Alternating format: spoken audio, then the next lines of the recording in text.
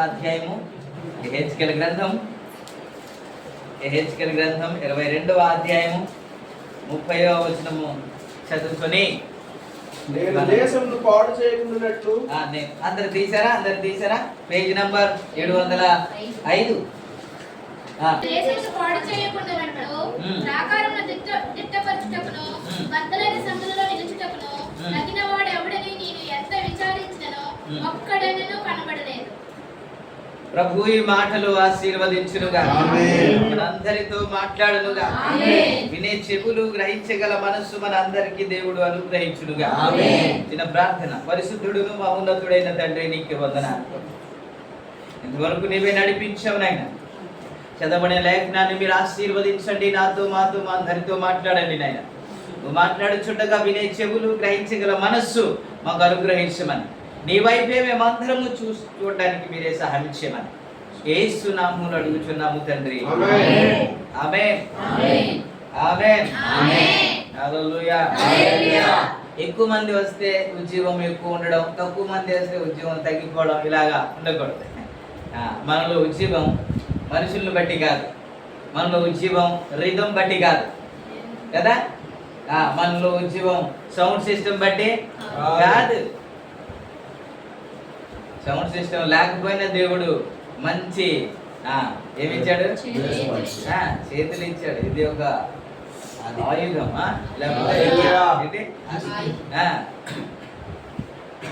కాబట్టి దీనితో మనం ఆరాధించగలం. ఇక్కడ వ్రాయబడిన మాట అనేక సార్లు జ్ఞాపకం చేశాను, అయినా గుర్తు చేస్తున్నాను. నేను దేశమును పాడు చేయకుండా ఉండాలంటే నాకు ఒకడు కావాలి అని వెతికాడంట. ఎవరు కావాలి? ఒక వ్యక్తి కావాలి అని దేవుడు వెతుకుతూ ఉంటే ఒక్కడు కూడా కనబడలేదు అని. అప్పుడు రాసేటప్పుడు ఒక్కడు లేడు, ఇప్పుడు చాలా మంది ఉన్నారు అంటామా? యెహెజ్కేలు గ్రంథం రాసినప్పుడు ఏమో ఒక్కడు కనబడలేదు దేవునికి, ఇప్పుడు ఏమో చాలా మంది వచ్చేసారుగా అందమా?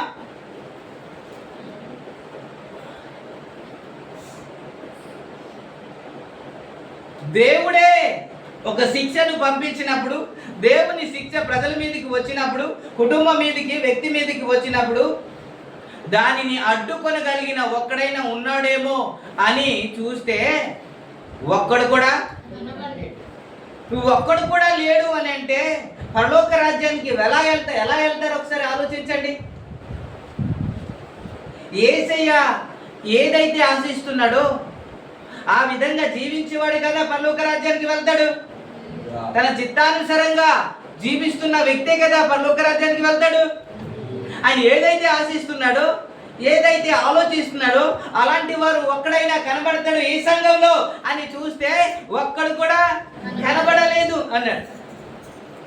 ఒక్కడు కూడా కనబడకపోతే ఈ ప్రయాస, ఈ పరిచర్య వ్యర్థమే కదా. మనం ఎలా ఉండాలి? బలా నమ్మకమైన మంచి దాసుడా అన్నట్టు పిలువబడాలి కదా. అప్పుడే తనతో పాటు తన సంతోషంలో మనం పాలి భాగస్తులు కావడానికి అవకాశం ఉంటుంది.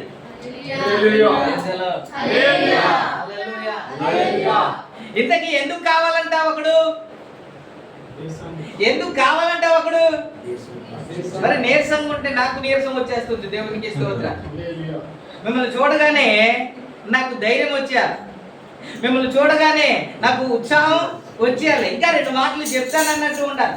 మీ ముఖాలు చూస్తూ ఉంటే ఎందుకని జీవితం అన్నట్టు ఉంటే, అందుకే అప్పుడప్పుడు మైక్ ఆపేస్తుంటాను. ప్రైజ్లో పెట్టేస్తుంటాను. ఆమె అయ్యా ఇంకా చెప్పలేకపోయారా అని అంటే వాళ్ళ ఫేస్ చూస్తేనే చెప్పడానికి అవకాశం. చెప్పు చేయట్లేదు, ఎలా చెప్తాం?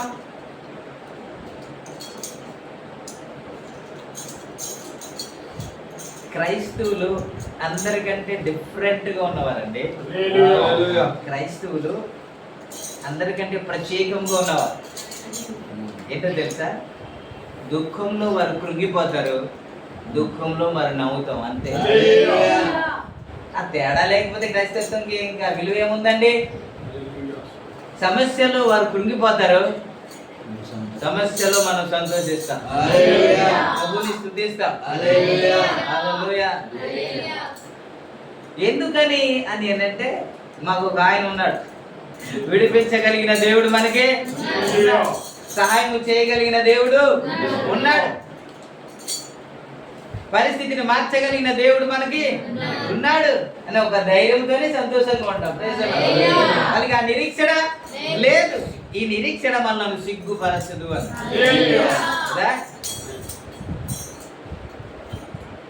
కాబట్టి తగినవాడు ఒకడు కావాలి. దేనికి అని అంటే దేశము ఎవరు పాడు చేస్తున్నారు ఇందుకే ఏమండి? ఎవరు పాడు చేసేటప్పుడు బద్దలైన సందులో ఉండగలిగిన వాడు కావాలి. ఎవడు పాడు చేసేటప్పుడు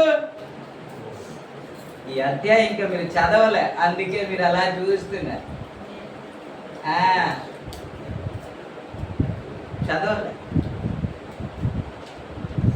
చదవండి 32-31.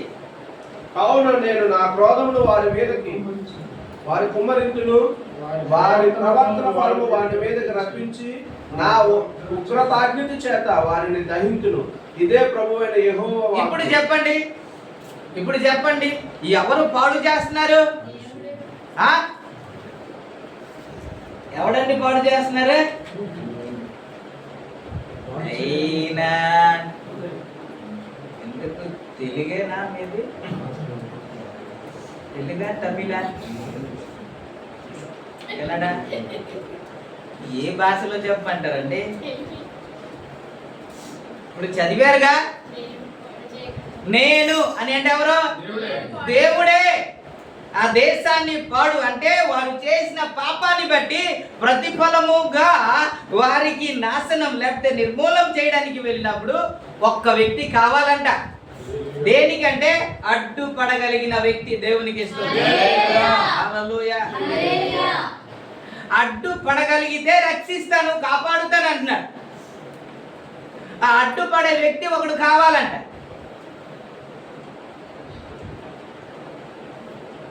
మనం ఏం చేస్తాము అంటే బైబిల్లో వ్రాయబడిన ఒక మాట చూడండి. రోమీయులు రాసిన పత్రిక 15వ అధ్యాయము మొదటి మాటలు. కాగా బలవంతులమైన మనము మనమే సంతోషపరచుకొనక బలహీనుల దౌర్భాగ్యములను భరించుటకై బద్ధులమై ఉన్నాము. బలహీనుల దౌర్బల్యమును భరించుటకై బద్ధులమై ఉన్నాం. మనం ఎవరు? బలవంతులము, దేవునికి ఇష్టం. మనం ఎవరో పరిశుద్ధులము, మనం ఎవరో యథార్థవంతులము, మనం ఎవరో ఆత్మీయులము, మనం ఎవరో ప్రార్థనా పరులైన మనము, ఆత్మీయులైన మనము, బలవంతులైన మనము, పరిశుద్ధులైన మనము. మనలను మనమే మన పరచడానికి కాదంట.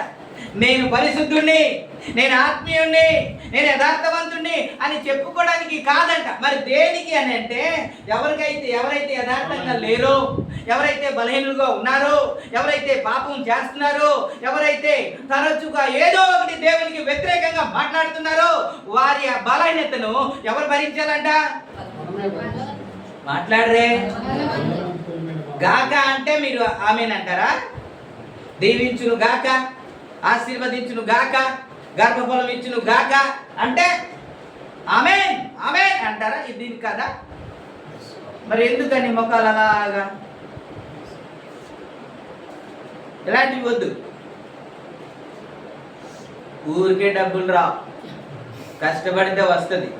కష్టపడకుండా ఏది అడ్డదారి తొక్కిన వారు కటకటాల్లో సింపుల్గా వచ్చేయాలా, కష్టపడకుండా వచ్చేయాలన్న అందరూ అక్కడ ఉంటున్నారు కదా. కష్టపడితేనే మనకి వస్తాయి, కష్టపడకుండా ఏది రాదు. ఈ ఆత్మీయత కూడా అంతే. మనము కష్టపడకుండా పరలోక రాజ్యం మనకి రాదు. మనం పరిశుద్ధులం కదా. మనం ఎలాగంటాం? ఎవరైనా తప్పు చేసేవారిని నేను అనుకున్నా, ఎవరైనా తాగుతున్నారు అనుకోండి, ఏం చేస్తాం?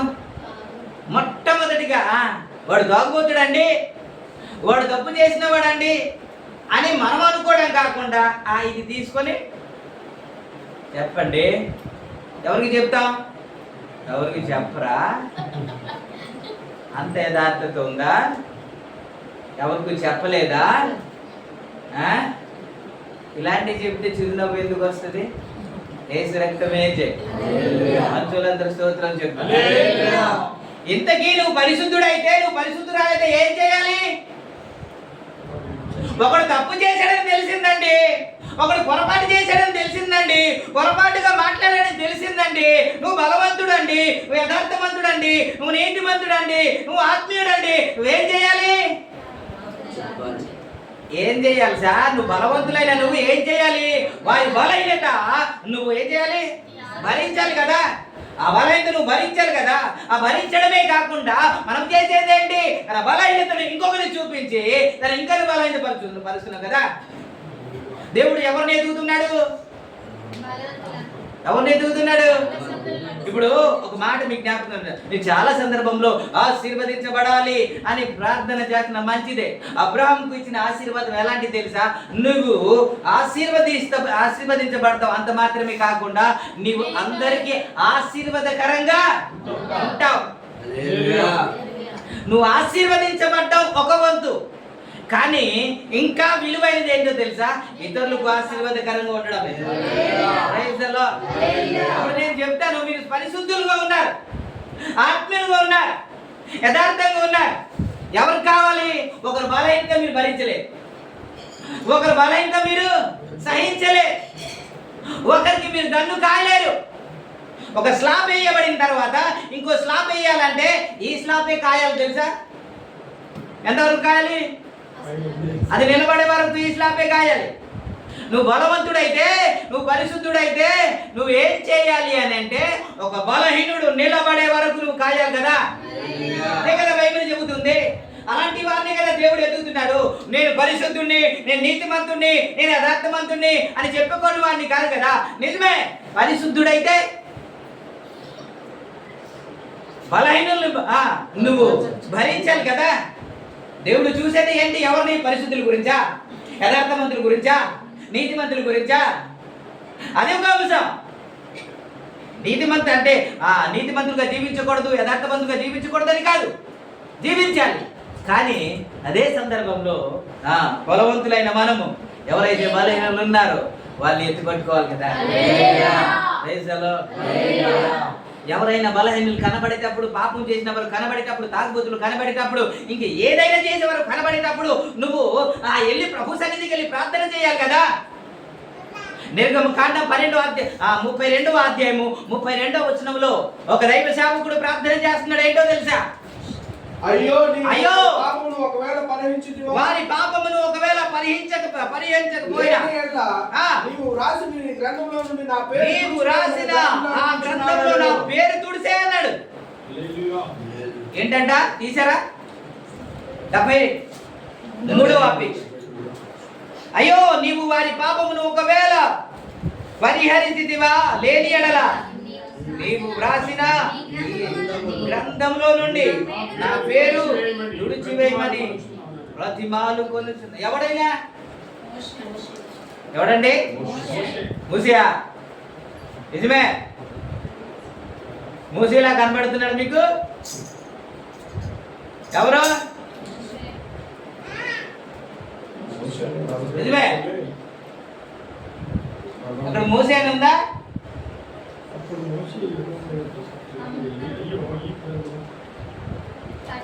ఇలా అడగగానే కాదు, ఇలా అడగగానే మూసి అని ధైర్యంగా చెప్పలేని పరిస్థితిలో ఉన్నారు అని అంటే మరి కోన్ పనేగా.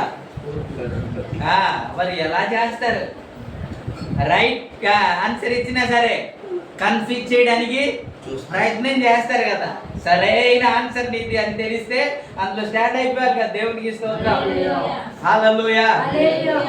అందుకే పదే అడుగుతూ ఉంటారు. ఏం చేశారంట?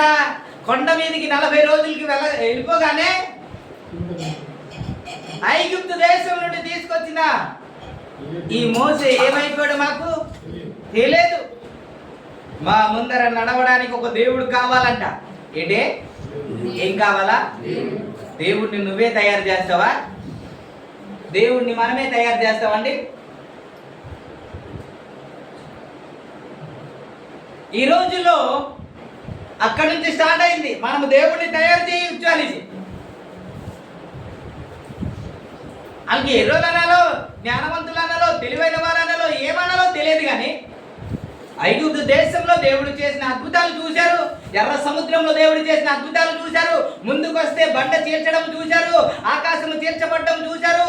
మన్నా వారికి రావడం చూశారు. కనులారా చూస్తున్నారు. వారికి పైన మేఘం ఉంది, రాత్రి వేళ అగ్ని స్తంభం ఉంది. ఇవన్నీ చూస్తున్నారు.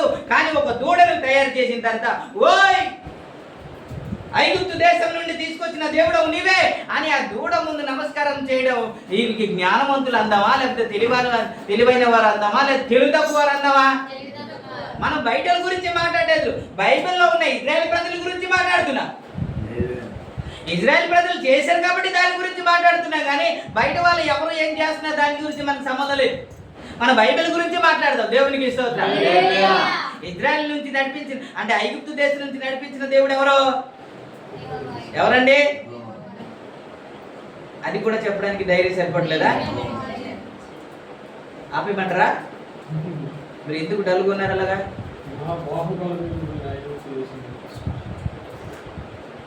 ఈరోజు తేడా ఉంది, మీలో స్పందన లేదు. ఒకవేళ నా మాటలు మీకు ఇంపుగా లేదు అనుకుంటే ఆపేస్తాను, ప్రార్థనలోకి వెళ్ళిపోతాను. అదేనే చెప్పండి. మీరు మౌనంగా ఉండడం నీకు కరెక్ట్ కాదు. నేను చెప్పుకొని వెళ్ళిపోవడానికి రాలే.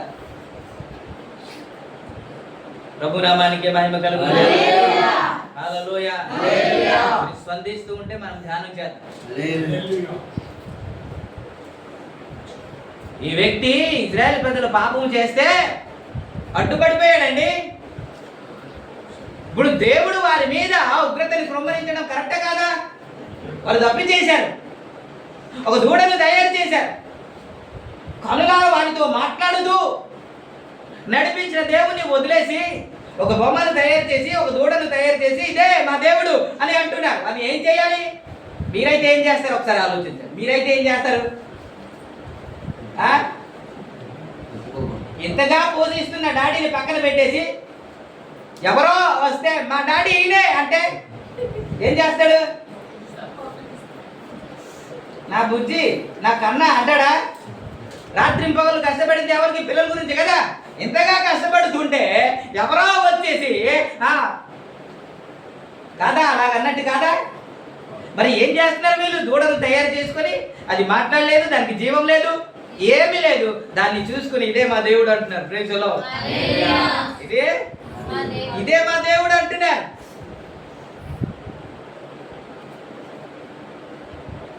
అందుకే దేవునికి కోపం వచ్చింది.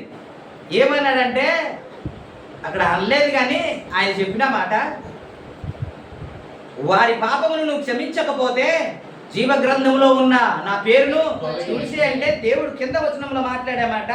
నీ పేరెందుకు అయ్యా తీస్తాను? ఎవరైతే నా ఎదుట తప్పు చేశారో, ఎవరైతే పాపం చేశారో వారి పేరు తీసేస్తానన్నాడు.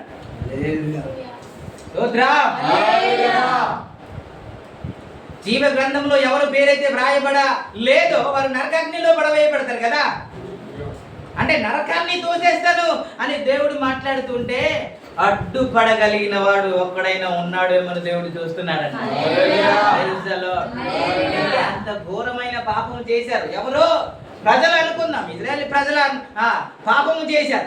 ఇప్పుడు లేరా అని అంటే నీ కళ్ళ ముందు కనబడుతున్నారు కదా. ఎంతో మంది బలహీనులు ఉన్నారు, ఎంతో మంది తొందరపాటుతో మాట్లాడేస్తుంటారు. ఎంత చెప్పినా సరే అదే పని చేస్తుంటారు, ఎంత చేసినా అదే తప్పు చేస్తుంటారు, ఎంత చెప్పినా సరే అదే కార్యాన్ని చేస్తున్నారు. ఇది చూసినా నీకు ఏమనిపిస్తూ ఉంటది? ఇప్పుడైనా చూసి వారి గురించి ప్రభు పాద సన్నిధికి వెళ్ళి ప్రార్థన చేసావా? అయ్యా వారు నరకానికి వెళ్ళిపోకూడదు అయ్యా, వారు నరకానికి వెళ్ళడం నాకు ఇష్టం లేదయ్యా, వారు నా రక్త సంబంధులే, నా బంధువులే, నా స్నేహితులే, నాకు అయిన వారే, వారు నరకానికి వెళ్ళిపోవడం నాకు ఇష్టం లేదు. వారు ఘోరమైన పాపంలో ఉన్నారు, వారు మాటలు సరిగ్గా లేదు, తేడాగా మాట్లాడుతున్నారు, ఇక్కడిది అక్కడ అక్కడిది ఇక్కడ పెడుతున్నారు, ఇలాంటివి మంచిది కాదు అని ప్రభు సన్నిధికి వెళ్ళి ప్రార్థన చేశారా?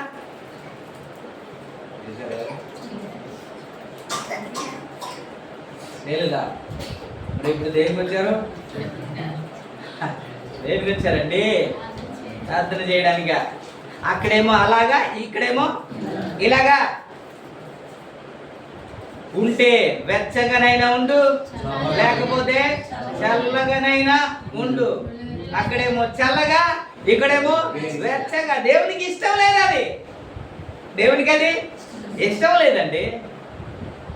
ఇది తెలియదు మనకి. చాలా మంది ఇలా చేశారు. నిజానికి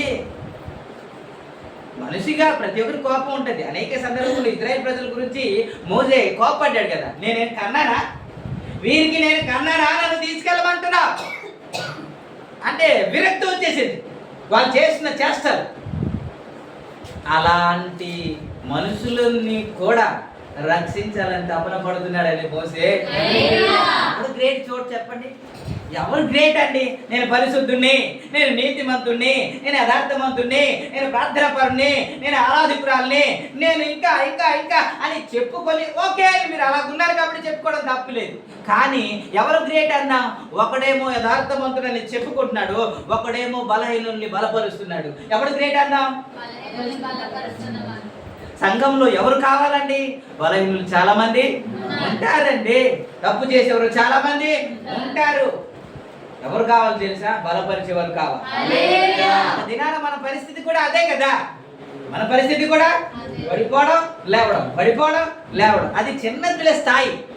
కాబట్టి అలా పడిపోతున్నారా మీకు ఏమని అర్థం అవ్వాలంటే వారి చిన్న పిల్లలు ఇంకా ఎదగలేదు అని అర్థమైతే వారిని ఎంత తిరుగుతున్నా సరే, ఎంత అల్లరి చేస్తున్నా సరే ఏం చేస్తాం? పట్టుకుని వచ్చి కూర్చోబెడతాం. ఎందుకని? పిల్లాడు, వాడికి తెలియదు కాబట్టి. ఇది మనుషులైతే ఎదిగారు కానీ ఆత్మ సంబంధంగా ఎదగలేదుగా వారు. కాబట్టి ఒకవేళ పడిపోతుంటే, తేడాగా మాట్లాడుతుంటే ఏం చేయాలి మనము? సో ఆత్మీయులు ఏం చేయాలి సార్? సరి చేయాలి కాదు. వినరు, మీరు చెబితే వినరు, అటాక్ చేస్తారు, వారు తిరగబడతారు. నువ్వే పరిశుద్ధుడువా అంటారు. ఇప్పుడు ఇంతకీ వీళ్ళకి సరి చేయడానికి వెళ్తున్నాడా లేకపోతే ప్రభు దగ్గరికి వెళ్ళిపోయాడా? మీరు 5వ వచనం నుండి మీరు చదవండి. 30వ వచనం నుండి. మరునాడు మోసే ప్రజలతో మీరు గొప్ప పాపము చేసి కనుక యెహోవా యొద్దకు కొండ ఎక్కి వెళ్ళేదను. ఒకవేళ మీ పాపమునకు ప్రాయశ్చిత్తము కలుగునేమో. ఇప్పుడు ఇందాక అన్న దాన్ని బట్టి మనం ఏం చేయాలి? సరి చెయ్యాలని. ఇక్కడ మోసే సరి చెయ్యాలి అని సరి చేయలే. ఏం చేస్తున్నాడు? మొదట క్షమాపణ రావాలి. దేవుని ఉగ్రత వారి మీదకి రాకూడదు కాబట్టి మీ కొరకు నేను కొండ ఎక్కుతానన్నాడు. మీరు కూడా కొండ ఎక్కుతుంటారు. కొండ ఎక్కరు కానీ పాట పాడతారు. నేను ఎక్కలేనంత కొండపై, నేను ఇక్కడే ఉంటాను, పాట మాత్రం ఎక్కలేనంత అంటాం. రా అంటే వీళ్ళు రారు, అక్కడే ఉంటా, పాట మాత్రం. ఈయన అంటున్నాడు నేను కొండ ఎక్కుతాను. దేనికయ్యా అని అంటే ప్రజల కొరకు ప్రార్థించడానికి. ఇలాంటి వ్యక్తి ఎవరైనా కనబడినప్పుడు ప్రార్థన గదిలోకి చొరబడ్డారా? మీరు చొరబడి వారి కొరకు గట్టైన ప్రార్థన చేశారా? అరగట్టైన ప్రార్థన చేశారా? కన్నీరు కాచి ప్రార్థన చేశారా? అయ్యా వారిని క్షమించండి అయ్యా, వారిని పరిశుద్ధపరచండి అయ్యా, మరలా ఒక అవకాశాన్ని ఇవ్వండి అయ్యా అని ప్రార్థన ఎప్పుడైనా చేసామా? ఇప్పుడు వరకు లేదు సార్. నేను ఎవరిని కించపరచడానికి, మీరు తేడాగా బ్రతుకుతున్నారని, మీ ఆత్మీయత సరిగ్గా లేదని చెప్పడానికి కాదు, మరలా ప్రోత్సహిస్తున్నాను. సంఘంలో బలహీనులు ఉంటారు. అదే సందర్భంలో బలవంతులు కూడా ఉంటారు. ఈ ఇద్దరు ఏం చేయాలంటే బలవంతులైన వారు బలహీనులను బలపరచాలి. అప్పుడే సంఘము ముందుకు సాగుతారు. కొత్త ఆత్మను రప్పించుకోవడం, కొత్త ఆత్మను సంపాదించడం ఒక వంతు అయితే, ఉన్న ఆత్మను కాపాడుకోవడం కూడా ఒక వంతు కదా అంటారా? కొన్ని సంఘాల్లో ఎలా ఉంటాయంటే ఎప్పుడు వెళ్ళినా అంతే జనాభా ఉంటారు, కానీ పాతలు మాత్రం కనబడరు. ఎప్పుడు వెళ్ళినా అంతే జనాభా ఉంటారు, పాతలు ఒక్కడు కనబడరు. అంటే పాతలు వెళ్ళిపోతూ ఉంటారు, కొత్తలేమో. ఇది మంచిదేనా? అదే పాతోళ్ళు ఉండి కొత్తలు వస్తే ఇంకా సంఘం విస్తరించబడుతుంది. Praise the Lord. ఇప్పుడు బిడ్డలు పాడైపోయాడని వదిలేద్దామా? మన బిడ్డలు పాడైపోయారని వదిలేద్దామా? కాదు కదా. వాళ్ళు ఎలాగో ఒకలాగా బాగు చేయడానికి ప్రయత్నం చేస్తారు, ఎలాగో ఒకలాగా మళ్ళా నిలబెట్టడానికి ప్రయత్నం చేస్తారు, తల్లిగా తండ్రిగా. Praise the lord. హల్లెలూయా. ఇక్కడ కూడా అంతే. ఇది ఒక కుటుంబం. Praise the lord. హల్లెలూయా. ఇది ఒక కుటుంబం. దీనికి తండ్రి ఆయనే. Praise the lord. హల్లెలూయా. కాబట్టి ఇందులో బలహీనులు ఉంటారు, బలవంతులు ఉంటారు. ఒకరినొకరు సహాయం చేసుకుంటూ ముందుకు వెళ్ళిపోవాలి. హల్లెలూయా. చాలా కోపిస్ట్. నేను గడిచిన దినాల్లో చెప్పాను. ఎవరు? ఈ మోసే చాలా కోపిస్ట్.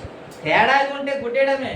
అలాంటి వ్యక్తి ఎలా మారాడంటే, ఇంత ఘోరమైన పాపం చేస్తున్నా సరే రే కరెక్టే నీకు అని అనకుండా వారి కొరకు ప్రభు పాదాల సన్నిధికి వెళ్ళి ప్రార్థన చేస్తానండి. దేవుడు కూడా ఇలాంటి వాడు ఒకడైనా ఉన్నాడేమో అని చూస్తున్నాడంట. ఫస్ట్ చదివించాను. ఇలాంటి వాడు, నేను పరిశుద్ధుడిని అని చెప్పుకునేవాడు కాదు, నేను యథార్థవంతుడి అని చెప్పుకునేవాడు. నేను ఇంకోటి మీకు జ్ఞాపకం చేస్తాను. చాలా చెప్పాలనుకున్నాను కానీ నాకు టైం లేదు, చాలా చెప్పాలను. అందుకే మీకు 2 చరణాలు పాడని చెప్తున్నా. ఆయన మనకి టైం ఓకే. అంటే అపొస్తలుల కార్యము 15వ అధ్యాయము 15వ అధ్యాయం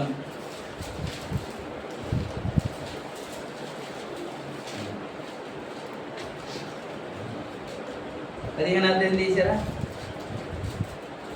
37 నుంచి 36 నుంచి చదువుతాం.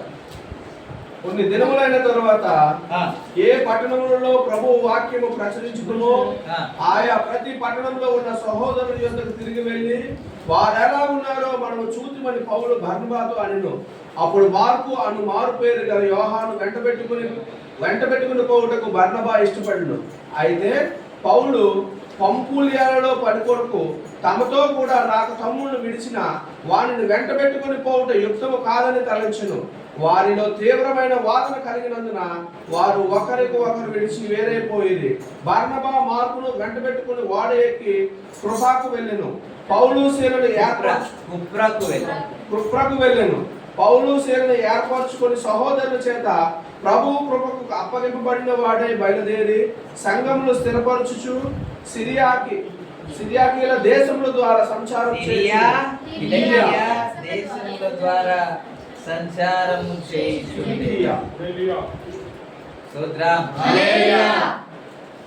ఈ సంగతి అంతా మీకు తెలుసు.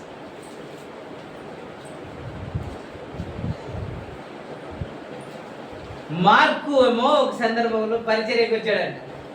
పరిచర్యకు వచ్చిన తర్వాత పంఫూలియాలో ఏ సమస్య వచ్చిందో మాకైతే తెలియదు, కానీ ఆ సమస్య వచ్చినందుకు మరలా తిరిగి యెరూషలేముకి వెళ్ళిపోయాడంట. వెళ్ళిపోయిన తర్వాత ఇద్దరు పరిచర్య చేస్తున్న బర్నబా పౌలు ఇద్దరు పరిచర్య చేస్తూ ఉన్నారు. పరిచర్య చేస్తున్న సందర్భాలలో ఎక్కడైతే సువార్త ప్రకటించారో, ఎక్కడైతే రక్షించబడ్డారో, ఎక్కడైతే సంఘం స్థాపించబడిందో వారిని మరలా కలుసుకోవాలి, చూడాలి అని కోరిక పుట్టింది వీళ్ళిద్దరిని. అయితే బర్నబా ఏమనుకున్నాడు అని అంటే, సరే మార్కుని కూడా తీసుకెళ్దామయ్యా అన్నాడంట. అంటే పౌలు అన్నాడంట, పంఫూలియాలో పని కొరకు మాతో కూడా రాని ఈ వ్యక్తిని మనతో రావడానికి వీల్లేదన్నాడంట. వారిలో తీవ్రమైన వాదన కలిగింది అని. తీవ్రమైన ఎందుకు నువ్వు వద్దంటావని ఈయనంటే, లేదయ్యా తీసుకెళ్దామని ఆయన. ఎందుకయ్యా నువ్వు అలాగే చేస్తావని ఏం మాట అనుకున్నావు? తీవ్రమైన ఎంతసేపు అనుకున్నారో తెలియదు, కానీ వారిలో ఒకరికొకరు వేరైపోయారు. అంటే ఎంత వాదన జరిగి ఉంటుందో ఒకసారి ఆలోచించండి. పౌలు అప్పుడే పరిచర్య ప్రారంభమైంది కదా, యథార్థంగా ఉన్నాడు. అతను ఏమనుకుంటున్నాడంటే, ఉంటే యథార్థంగానే పరిచర్య అంటే ఏమనుకుంటున్నాం? ఎవరు పడితే వాళ్ళ ఎలా పడితే అలా చేస్తామా? కాదయ్యా, యథార్థంగా ఉండాలి, నమ్మకంగా ఉండాలి, స్థిరంగా ఉండాలి, ఏ కష్టం వచ్చినా నిలబడాలి అని పౌలు మాట్లాడుతున్నాడు.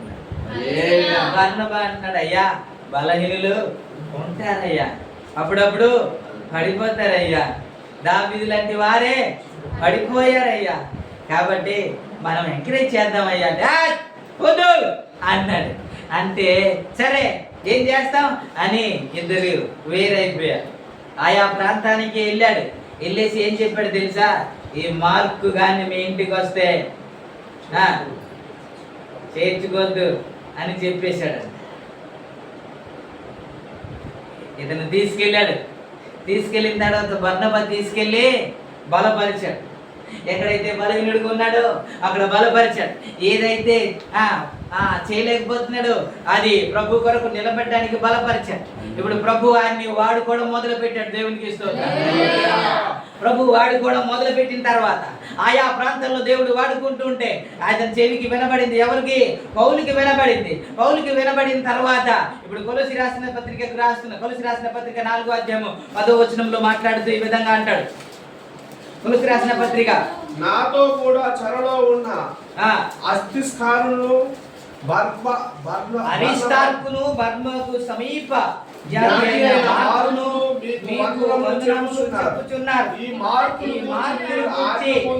మీరు ఆజ్ఞని పొందితిరి. ఏ ఆజ్ఞ పొందారు? అతడు మీ యొద్దకు వచ్చిన ఎడల ఇతని చేర్చుకొనడి అని రాస్తున్నాడంటే ఏ ఆజ్ఞ ఇచ్చి ఉంటాడు? ఇంతకీ చేర్చుకోవద్దు అని చెప్పి ఉంటాడు. ఇప్పుడేమో ఇతడు నీ దగ్గరికి వస్తే చేర్చుకొనుడి అన్నాడు.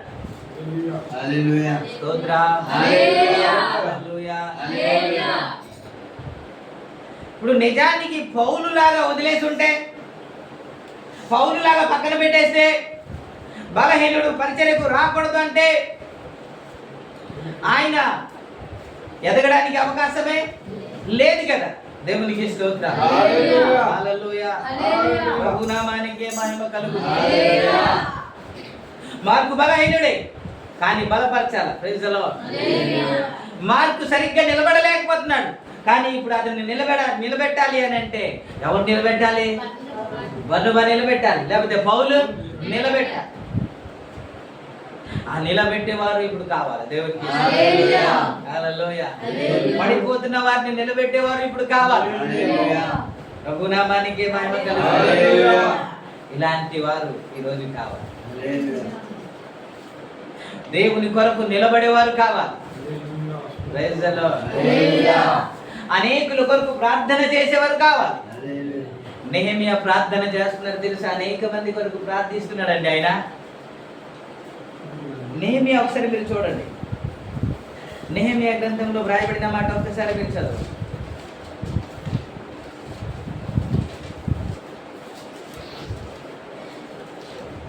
ఒకటో అధ్యాయం 6వ వచనం చదువు. నీ చెవి ఎగ్గి తెరిచి నీ సన్నిధిని దేవారాత్రులు నీ దాసులైన ఇశ్రాయేలు పక్షముగా నేను చేయి ప్రార్థన అంగీకరించుము.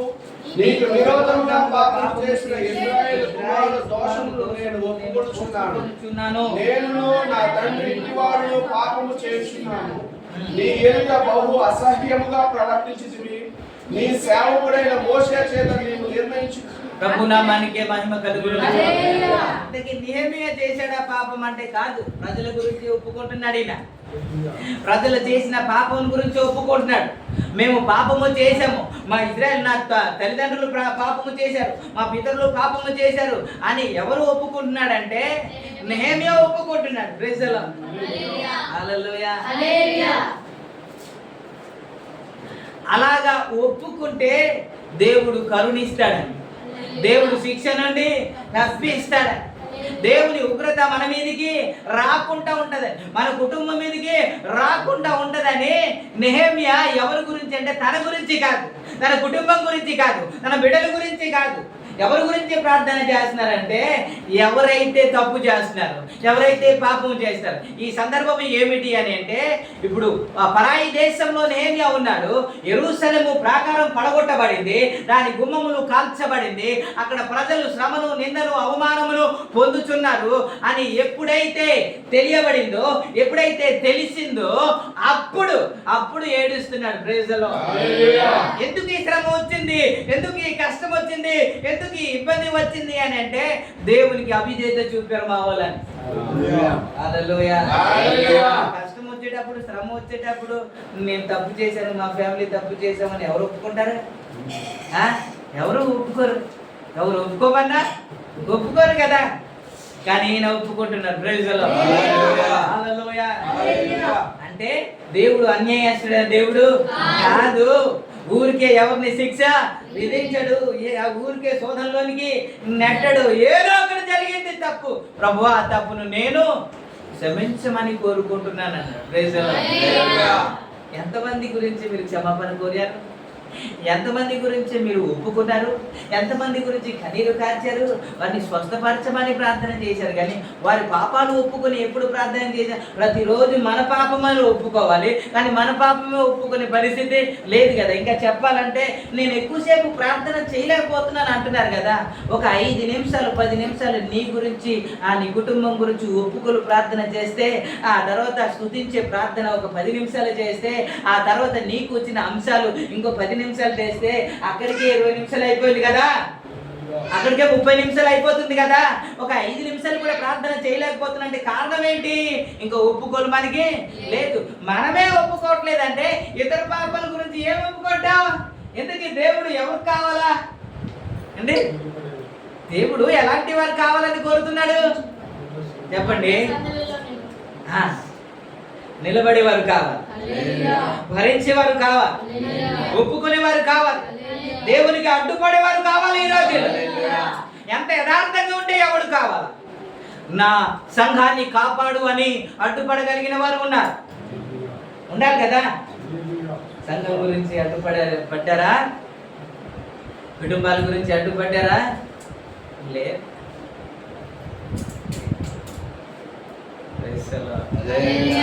ఆవిడలాగా, ఈవిడిలాగా, అతనలాగా, ఇతనలాగా అని చెప్పుకోవడం తప్ప ఒప్పుకోవడం ఎక్కడుంది మనకి? ఇది చెబితే మీరు ముఖాలు ఎందుకు సంతోషంగా ఉంటుంది? బాధ తప్ప దుఃఖం తప్ప. Praise the Lord. కాబట్టి ఎక్కువసేపు చెప్పాలనుకున్నాను, నాకు టైం లేదు. మీరందరూ ప్రార్థన చేయాలి కాబట్టి ప్రభు ఈ మాటలు ఆశీర్వదించుగాక. ఆమేన్.